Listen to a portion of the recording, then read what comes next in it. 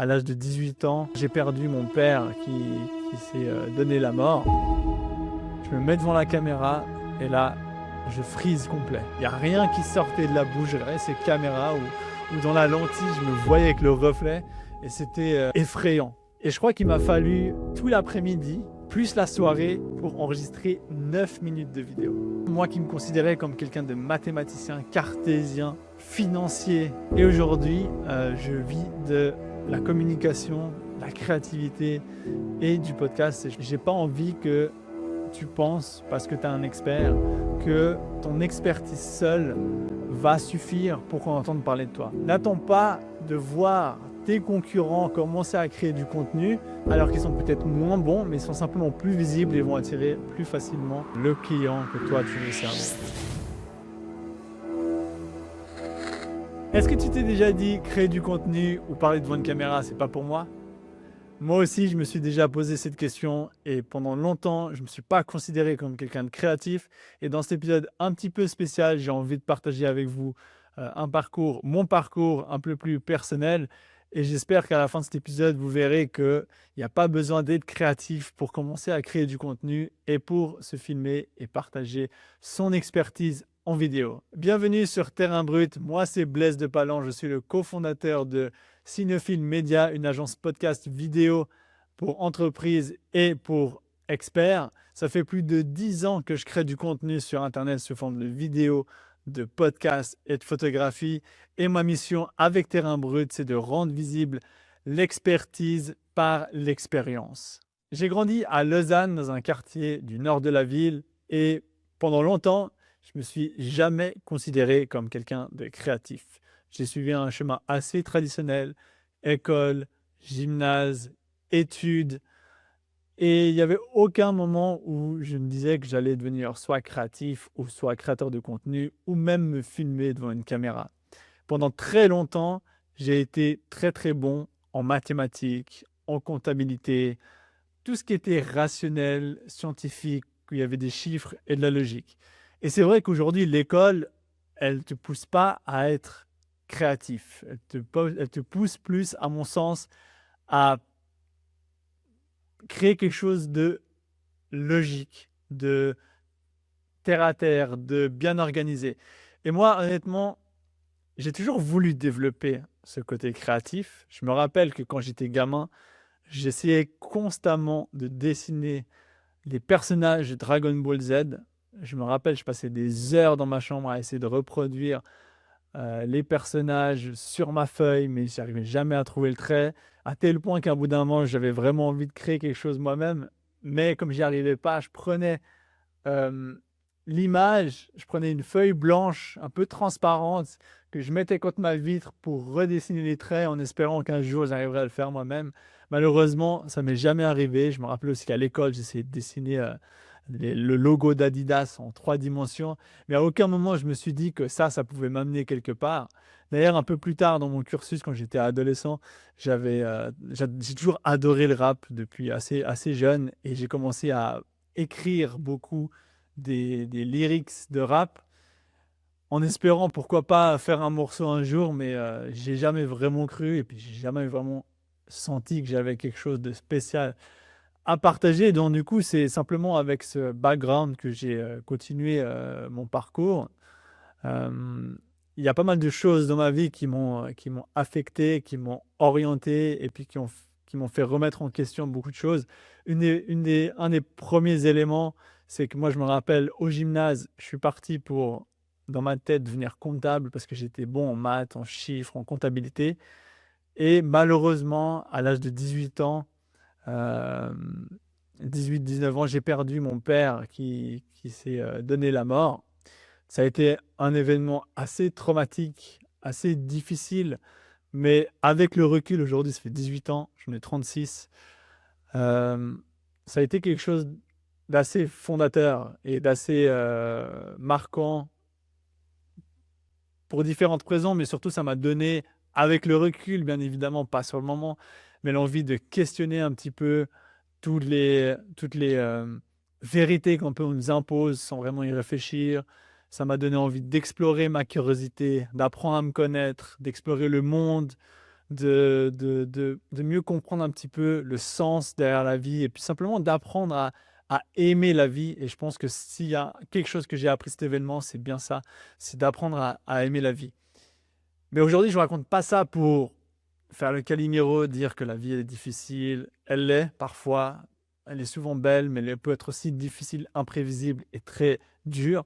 C'est pas non plus pour vous raconter quelque chose d'inspirant ou quelque chose de une histoire particulière de résilience. Évidemment que ça a forgé ma résilience. Évidemment que ça m'apprend aujourd'hui à relativiser beaucoup de choses, mais c'est pas l'objet de cet épisode. C'était juste un épisode marquant qui explique certainement mon évolution vers quelque chose de très mathématique, comptable, vers quelque chose de plus créatif que je fais aujourd'hui. Et quand j'ai perdu mon père, après j'ai continué mes études, le cursus traditionnel. Donc j'ai fait des études d'économiste d'entreprise à la HEIG d'Yverdon-les-Bains en travaillant en même temps. Et ça, je pense que ça a été aussi une superbe expérience. Ça m'a permis d'explorer différentes tâches, différents métiers, entre guillemets, tout en me formant. Et ça, je trouve que c'était vraiment une super opportunité avec le recul. Et dans ce cursus, j'ai eu l'occasion justement de travailler en tant que comptable. Donc moi, j'ai commencé ces études en ayant la certitude que j'allais devenir soit comptable ou soit travailler dans la finance. C'était vraiment ça, moi, mon idée de base. Et j'ai eu l'occasion, durant mes 4 ans d'études, de travailler dans un service comptable pendant à peu près 6 mois à une année. Et ce qu'on me donnait de faire comme tâche, c'était de prendre des factures et les scanner et simplement cliquer pour valider les paiements sur le logiciel. Évidemment que la comptabilité ne se résume pas à scanner des factures. Il y a beaucoup plus de choses. Justement, j'ai étudié le sujet. Il y a beaucoup plus de choses dans le métier de comptable aujourd'hui. Et ça ne résume pas à ça. Mais ma première expérience réelle avec la comptabilité, c'était ça qu'on me donnait à faire. Mes collègues aussi, qui étaient un peu plus professionnels, plus expérimentés, faisaient ça également. Mais simplement que c'était très très loin de toute la théorie que j'apprenais et ça m'a très très vite dégoûté. Je me suis dit, ah ouais, non, mais c'est pas pour moi. Et en fait, j'ai fini mes études en ayant l'envie d'aller dans la finance, dans la comptabilité, en finissant ne pas savant vraiment quoi faire. Et j'étais un petit peu déçu de mes études, déçu qu'à la fin, je sors avec plus de questions que j'avais de réponses en réalité. Et moi, ce que j'ai décidé de faire assez vite sur la dernière année et demie, je savais que j'avais envie de repartir voyager. Et j'ai décidé d'économiser de l'argent pour partir en tour du monde. Et ça, c'était un rêve, un gros rêve que j'avais. Et dans ma préparation, j'ai eu l'occasion de découvrir d'autres créateurs, notamment Casey Neistat. Je me rappelle aussi d'Alex Viseo, qui est un créateur de contenu. À la base, il était créateur de contenu de voyage. Il avait fait lui-même un tour du monde qu'il avait documenté sous forme de vidéo. Et c'était assez intéressant parce que c'était un moment où je commençais déjà un petit peu à faire des montages, à me renseigner sur mon tour du monde. Et il est vraiment tombé au bon moment et ça m'a beaucoup inspiré pour partir en tour du monde, pour organiser mon voyage, mais aussi pour la création de contenu vidéo. Et du coup, fin 2015, j'ai décidé de tout plaquer.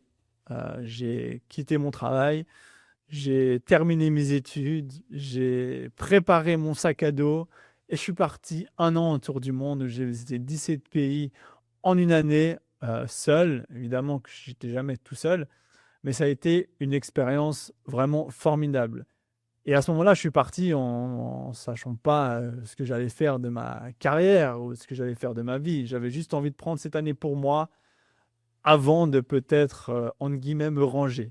Chose qui évidemment n'est jamais arrivée, mais c'était un peu l'intention, c'était vraiment de profiter de ce voyage et d'apprendre à me connaître, de me développer et puis de pratiquer un petit peu la vidéo. Pour commencer, c'était vraiment ça. Je me rappelle, j'avais acheté une caméra. Et l'idée, c'est que je suis parti vraiment pour moi. J'ai commencé à faire quelques vlogs en voyage pour documenter ce que je voyais, ce que je faisais pour mes proches, les gens qui me suivaient. Je les ai mis sur YouTube d'ailleurs. Si vous allez sur mon autre chaîne YouTube, vous pouvez les trouver, ces vieilles vidéos où Franchement, c'était très difficile de se filmer, je me rappelle. C'était compliqué, même encore aujourd'hui, quand je vois les vidéos, je me dis, oh là là, mais c'est complètement cringe. Mais voilà, on passe tous par là quand on fait de la vidéo, qu'on parle devant la caméra. Mais en tout cas, c'était un premier essai. Comme c'était un peu difficile, que ça prenait beaucoup de temps la vidéo, je me rendais pas compte à l'époque, j'avais quand même envie de voyager. Ensuite, j'ai beaucoup fait de la photo et je suis tombé sur un autre voyageur qui partageait une photo par jour sur Instagram pendant l'entièreté de son voyage. Et Instagram à l'époque, pour ceux qui ne savent pas, c'était uniquement une application de photos. Donc il n'y avait que des photos, il n'y avait pas de vidéos, il n'y avait pas de stories, il n'y avait rien de tout ça. Et j'ai trouvé le challenge intéressant. Et puis à chaque fois que je prenais des photos, moi, j'avais toujours envie de trouver un angle un peu différent ou quelque chose d'un peu différent des autres. Pas, je cherchais pas la photo que tout le monde fait. Je cherchais vraiment à être créatif dans ma photo. Simplement qu'au début, comme je savais pas utiliser ma caméra et que je savais rien du tout de comment prendre une belle photo, il me fallait 500 ou 600 belles photos, enfin 600 photos pourries pour en avoir une qui était bonne. Et c'était évidemment celle que je publiais sur Instagram. Même, je me rappelle que j'avais un mode créatif sur ma caméra. Je la mettais, le truc, il prenait plein de photos, bol, et des fois, il mettait des effets, je trouvais assez cool. Enfin bref, en gros, je connaissais rien de ce que je faisais, mais voilà, il faut commencer quelque part, et plus j'ai publié chaque jour sur Instagram, plus j'ai commencé à m'améliorer, plus j'ai pris de photos, et puis, en fait, c'est en forgeant qu'on devient forgeron, comme on dit. Et du coup, ça, c'est vraiment quelque chose qui m'a forgé. Et bah, j'ai eu la chance de rencontrer des photographes, des vidéastes sur le chemin qui m'ont énormément éduqué grâce à leur expertise sur comment prendre de belles photos. Je me rappelle que je passais des heures la nuit en Nouvelle-Zélande, par -5 la nuit, avec un ami photographe qui m'a vraiment beaucoup appris sur la photo de nuit. Et là, je voyais vraiment une différence en simplement aller quelque part, prendre une photo, remonter dans le bus et vraiment chercher à créer le plus beau cliché. Et là, on passait, je sais pas, 2, 3 heures de nuit dans le froid à prendre des photos. Enfin, il faut quand même avoir un niveau de passion et d'envie de créer qui est assez grand pour faire ce genre de choses. Et ça, je reconnais que, à mon avis, enfin, j'avais l'impression que c'était ce qui faisait pour moi que j'en faisais plus que d'autres photos, personnes qui prenaient des photos. Et du coup, bah, je suis rentré de ce tour du monde en me demandant quoi faire. J'ai vraiment envie, j'ai rencontré beaucoup de voyageurs qui avaient des histoires inspirantes. Ça m'a permis aussi beaucoup de digérer et de guérir un peu ce traumatisme de perdre mon père dans le suicide. Et ça a vraiment permis de guérir aussi ça. Et voilà, je sentais que j'avais aussi quelque chose à raconter et puis en même temps, j'adorais écouter les histoires des gens et c'est quelque chose qui m'a beaucoup marqué et qui reviendra justement dans la suite de mon histoire. En revenant, je savais pas quoi faire, mais je savais que le marketing et les réseaux sociaux, c'était un moyen de créer quelque chose. Je savais pas quoi. Donc je me suis mis à la photo, j'ai continué la photo, je me suis mis à la vidéo de manière beaucoup plus sérieuse. J'ai commencé à faire des vidéos personnelles pour moi, mais c'était toujours des paysages, de la nature, ou peut-être une voix off où je racontais, par exemple, quand je revisitais, je fais une vidéo où je revisite Lausanne avec mes yeux de voyageur après mon tour du monde. Et ça, c'était voilà, une manière pour moi d'exprimer ma créativité, d'explorer ma curiosité. Et voilà, j'avais envie de faire de la vidéo, de la photo, et puis après, j'ai commencé à faire des choses pour moi. Commencé à avoir des gens qui me demandaient: «Ah, tu peux me faire de la photo?» Puis après de la vidéo, puis j'ai commencé aussi à en faire pour les entreprises. J'ai commencé à me faire un petit peu payer. J'ai fait un mariage pour quelqu'un de la famille. Voilà, j'ai commencé à me créer cette identité de créateur que je n'avais pas du tout. J'ai l'impression que je devais attendre que quelqu'un me donne la permission de me dire: «Oui, tu es photographe. Oui, tu es vidéaste. Oui, tu es créateur», pour vraiment endosser cette identité. Ça a pris du temps pour moi d'assumer, vraiment de dire: «Voilà, je suis créateur» et heu et voilà, ça a été un long processus. Après, j'ai été engagé dans une entreprise qui s'appelle Fertig, où j'ai été créateur de contenu pour eux. C'est vraiment là que ça a cimenté mon identité de créateur. Mais je me rappelle, en 2019, on repartait en voyage avec ma compagne pour la première fois ensemble pour 6 mois. Et là, j'avais plus seulement envie de créer du beau contenu visuel. J'avais aussi envie de raconter un peu mon histoire, sauf que je ne savais pas du tout par où commencer. Et je me rappelle, on était en Californie, là où on s'est rencontré avec ma compagne, d'ailleurs, il y a plus de 15 ans aujourd'hui.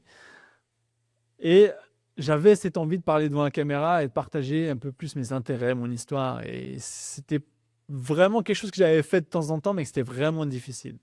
Et je me rappellerai toujours, on était dans notre chambre, dans une résidence. J'avais installé le matériel, ça m'avait pris énormément de temps. Je me mets devant la caméra et là, je freeze complet. Impossible. Il n'y a rien qui sortait de la bouche. Je regardais ces caméras ou dans la lentille, je me voyais avec le reflet et c'était effrayant. Franchement, c'était vraiment effrayant. Et je crois qu'il m'a fallu tout l'après-midi, plus la soirée, pour enregistrer 9 minutes de vidéo. Et mon objectif, c'était de lancer une chaîne YouTube. Et honnêtement, c'est tellement difficile que j'ai simplement lâché après le deuxième épisode. Et voilà. Mais j'avais toujours cette idée de créer du contenu en combinant mes compétences visuelles, mais en même temps racontant des histoires, aussi en entendant les histoires des autres. C'est pour ça que j'ai jamais vraiment abandonné. Et 2 ans plus tard, en 2021, pendant le Covid, j'avais vraiment cette envie de lancer mon podcast. Mais au lieu d'avoir la pression de moi-même devoir créer face caméra et amener le contenu tout le temps, eh ben, j'ai trouvé une idée où j'allais simplement faire des interviews en ligne avec des gens que je connaissais ou que je ne connaissais pas, mais qui avaient peut-être une histoire inspirante. Et c'est là où je me suis souvenu, pendant mon tour du monde, où vraiment j'ai adoré écouter les histoires des gens. J'ai adoré écouter leur expertise, quand ils avaient une expertise sur quelque chose, leur parcours personnel, pourquoi ils voyageaient, dans quelle phase de vie ils étaient, dans quelle saison de vie ils étaient. Et en fait, ce podcast, pour moi, il représentait ça. Et c'est comme ça qu'en 2021, j'ai créé The Adventure Reignition Podcast pour garder cet esprit d'aventure. J'avais envie d'explorer cet esprit d'aventure en posant la question à mes invités. Et malgré toutes mes connaissances en vidéo, en visuel, en lumière, en son, j'ai fait le choix, à mon avis, crucial, que beaucoup de gens, quand ils veulent créer du contenu, ne font pas. C'est que j'ai pas voulu que tout soit parfait. J'ai pas voulu utiliser toutes mes caméras et tout mon matériel d'entrée pour avoir la meilleure image. Ça, j'ai décidé de ne pas le faire pour une simple et bonne raison, parce que je savais que si je mettais trop de friction entre l'idée des podcasts et l'exécution, j'allais jamais m'y mettre. Vraiment. Et tout ce que j'ai fait, c'est de faire des interviews sur Internet avec la caméra de mon ordinateur de l'époque qui était vraiment moisie. Même que dans mon sac, dans mes armoires, j'avais mes caméras, j'avais ma lumière, j'avais tout. J'ai décidé de ne pas utiliser le matériel parce que ça me prenait environ 30 à 45 minutes juste pour installer ça et ça rajoutait trop de friction. Et en fait, ce que ça m'a appris, c'est de commencer simple. Surtout qu'au début, il n'y a personne qui te voit. Il n'y a personne qui t'entend et c'est là où tu as la possibilité de faire le plus d'erreurs. Et grâce à cette approche, ça m'a permis d'être assez régulier pendant 1 année et demie où je faisais un podcast par semaine, une interview, des fois des podcasts en solitaire. Et franchement, j'ai adoré. J'ai adoré. Et après, ça devenait un petit peu trop. En plus, j'avais une activité, un travail à côté. Du coup, ça devenait quasiment impossible de tenir la cadence. Surtout qu'à l'époque, il n'y avait pas l'IA, il n'y avait pas les sous-titres automatiques, il n'y avait pas... il y avait un petit peu de vidéo, je faisais un petit peu de vidéo avec ce podcast, mais voilà, pas beaucoup. Mais tout ça pour dire que le fait que j'ai commencé sans me mettre trop de pression avec la qualité du contenu, ça m'a permis de faire quand même aujourd'hui 75 épisodes. Alors, il y a eu des moments où je me suis arrêté, comme en 2023, des moments où j'ai pris un peu une pause du ralenti. Là, ce podcast-là, actuellement, je ne le fais plus parce que j'ai envie de me consacrer à ce nouveau podcast en français et pour aider les experts et les entreprises qui ont quelque chose à dire, qui ont 10, 15, 20 ans d'expérience. Et tout ce qu'eux demandent, c'est de partager le savoir et l'expérience terrain qu'ils ont accumulé. Et c'est pour ça, d'ailleurs, que j'ai décidé récemment de cofonder Cinephile Media notre agence de podcast vidéo parce que c'est vraiment un format qu'on y croit à fond. Et ça s'est passé tout simplement parce que je filmais une interview pour mon associé Julien Borloo, qui est psychologue et podcasteur, qui a son podcast Le Psy Part en Live, avec plus de 210 épisodes de podcast. Et très très vite, après l'épisode, on a mangé un truc, un filet de perche, après avoir été à Neuchâtel, filmé avec Olivier Bourquin pour un épisode de son podcast. Et très très vite, la synergie, elle s'est faite naturellement. C'est-à-dire que lui, il a cette expertise, poser des questions en tant que psychologue, mais aussi en tant que podcasteur, et que c'est une vraie expertise qui facilite justement l'extraction d'expertise. Et moi, j'avais tout le reste.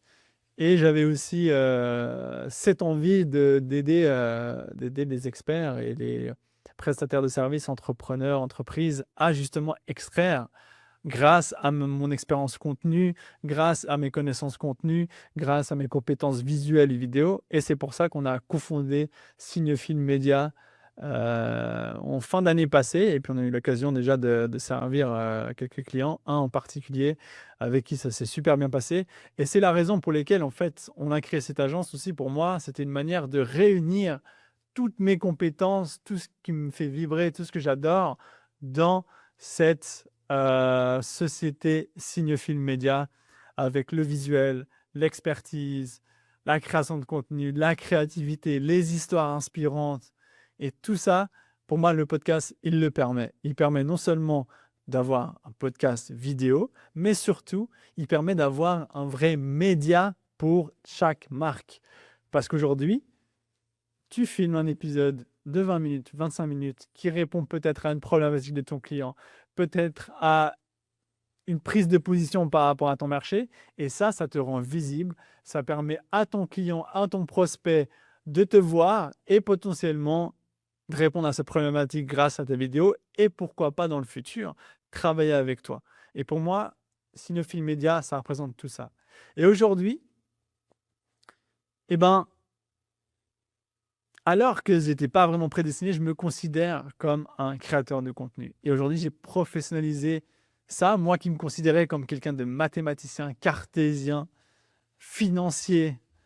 Et aujourd'hui, je vis de la communication, de la créativité et du podcast. Et je trouve ça magnifique. Et la raison pour laquelle j'ai décidé de commencer ce podcast Terrain Brut, c'est d'abord pour partager tout ce que j'ai accumulé comme expérience et comme savoir avec 1010 ans de contenu, pour aider les gens comme toi qui sont experts, qui sont entrepreneurs ou qui ont une entreprise avec une vraie expertise à transmettre, et pas qu'elle meure dans les échanges, dans les mêmes questions qui reviennent avec tes clients, avec tes prospects, avec tes concurrents, avec tes collègues, peu importe dans quel contexte, pas que ça reste enfermé là-dedans, mais que tu puisses, grâce au contenu, créer ce média où ça répond automatiquement à cette question, et quelqu'un qui va te découvrir peut-être dans 2 ans, se dire j'ai envie de bosser avec lui. Et c'est ça l'idée. Et Terrain Brut, c'est le podcast où je partage mon savoir, ce qu'on apprend au quotidien avec Cignefilm Média, et ce que je continue d'apprendre moi de mon côté ou avec les personnes que je rencontre. Et un jour peut-être, certainement que j'amènerai aussi d'autres experts sur le podcast, où je ferai d'autres interviews. Mais là, j'ai plutôt envie de partir sur le partage de ce que moi j'ai appris, de ce que j'apprends au quotidien, pour te servir, pour que tu deviennes visible et pour que tu deviennes incontournable grâce à ton propre média de marque et d'entreprise. Et pour terminer, s'il y a une chose que j'ai envie que tu retiennes de cet épisode de podcast, c'est, pour moi, ça a été une longue transformation pour devenir créateur et pour assumer de parler devant la caméra. Il m'a fallu quasiment 10 ans, même si j'ai commencé déjà avant. Il m'a fallu 10 ans pour assumer ça. Et toi, probablement, tu te dis, j'ai mon expertise, je ne suis pas créateur de contenu, je n'ai pas vocation à créer du contenu, ce n'est pas mon métier, ce n'est pas quelque chose que j'ai envie de faire. Et aujourd'hui, malheureusement, qu'on le veuille ou non, chaque entreprise, chaque marque, chaque quelqu'un qui vend un service, une prestation, est un média en soi, que ce soit un individu, ce qu'on appelle le personal branding, ou une marque comme une marque de société d'une entreprise, comme Coca, comme Facebook, comme Nestlé, peu importe. l'entreprise que tu veux citer, c'est pas mes favoris, hein, celle-là, mais c'est celle qui me venait en tête en premier. On est aujourd'hui, chaque acteur est un média.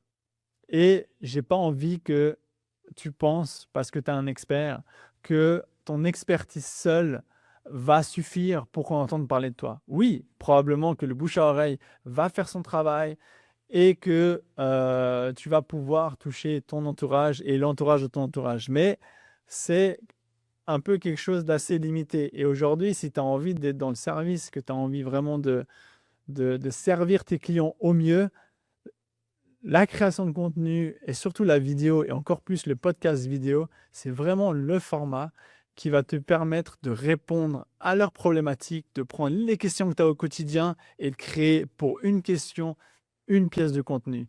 Et tu n'as pas besoin de te considérer comme un créateur de contenu pour créer du contenu. Donc, tu as plusieurs possibilités. Soit, par exemple, tu engages une société, je fais un petit peu de la pub, mais une société comme la nôtre, Cinéphile Média, et nous, on s'occupe de tout. Toi, tu viens juste une demi-journée, on filme tout.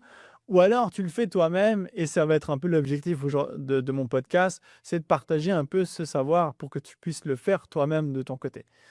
Donc, voilà, n'attends pas de voir tes concurrents commencer à créer du contenu, alors qu'ils sont peut-être moins bons, mais ils sont simplement plus visibles et vont attirer plus facilement le client que toi, tu veux servir. Et aujourd'hui, la transformation pour moi a été longue.